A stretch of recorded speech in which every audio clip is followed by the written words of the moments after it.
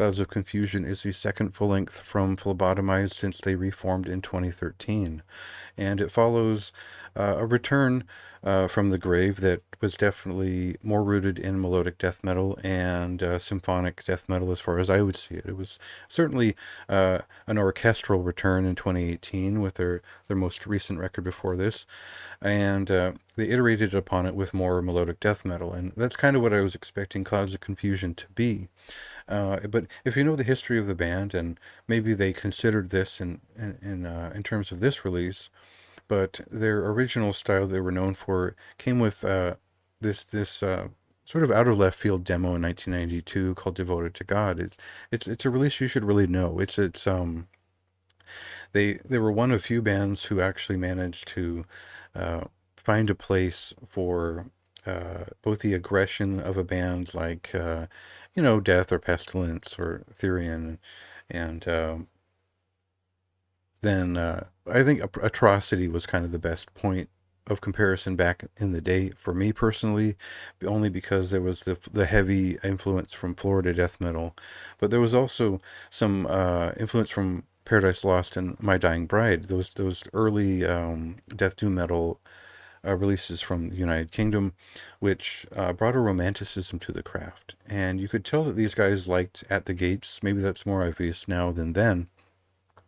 But all these things combine together into a romanticist style, which is not quite the Beauty and the Beast that we knew in the late 90s. This is much more the fusion of death doom and aggressive death metal in equal parts. And that translated to their very surreal, very much celebrated more today, Immense Intense Suspense, which for 1994, it was an important record. I don't know that many people remembered it for very long after that, outside of their sort of local spheres and diehards. But it was, if you were a fan of progressive death metal and inventive, kind of even progressive rock touched metal, it was a great record because it still had songs on it from the early 90s. It's sort of the similar appeal, in my mind, to Septic Flesh's first record, because it still had those older songs on it, but they had sophisticated them. They'd gone further with them. They'd gone bigger with them.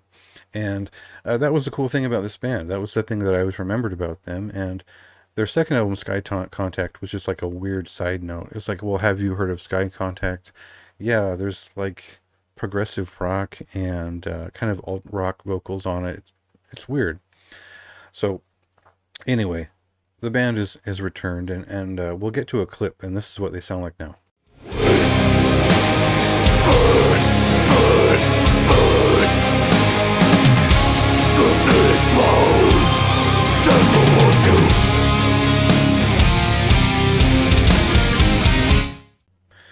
So back in the day, you didn't really want to compare Phlebotomized to Nocturnus because they weren't that similar. They both used keyboards, they were both death metal. There was certainly an influence there that was obvious in some sense, but they were doing something different.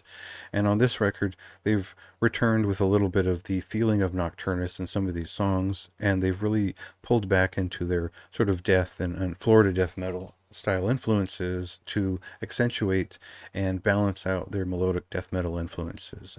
And what that makes for is essentially melodic metal in the modern sense, when it has a very modern production value. So this might be more of a record for someone who's interested in progressive melodic death metal of today, but would also appreciate some very clear references to classic Florida death metal. It's not a perfect ratio. It's not, not all of it is as aggressive or as, just kind of mean as I'd want it to be. But it is where they are at today. It is very professionally performed, and most of it is pretty memorable. I think every song in here is just solid in its construction and its expression. I think that some of it is just off on a different tangent. It really does have that orchestral or modern melodic metal feeling to it because of the modernity of the recording. So more of a commercial release than I had expected, but then again, I didn't pay that much attention to their last album, and once I did and I understood where they were coming from, this is like a little bit of a turn back to what I think most people like about Phlebotomized full discography. It's a little bit more aggressive, It's a little bit less focused on the anthemic melodic death metal that the previous album was. I kind of like that last record, but I think this one is just a little bit closer to the holistic view of what Phlebotomized was then and now. And I didn't find that to be a compromise because this is still very much a modern record. So I liked it. I give it a moderately high recommendation. I think the artwork, the curation, the production, all these things are very fine, but it didn't have that grittiness, the old school feeling that I'm always kind of more engaged with when it's a 90s band. So that doesn't have to line up with your expectations, but check it out in about a week when it comes out and read the review in the meantime if you feel like it.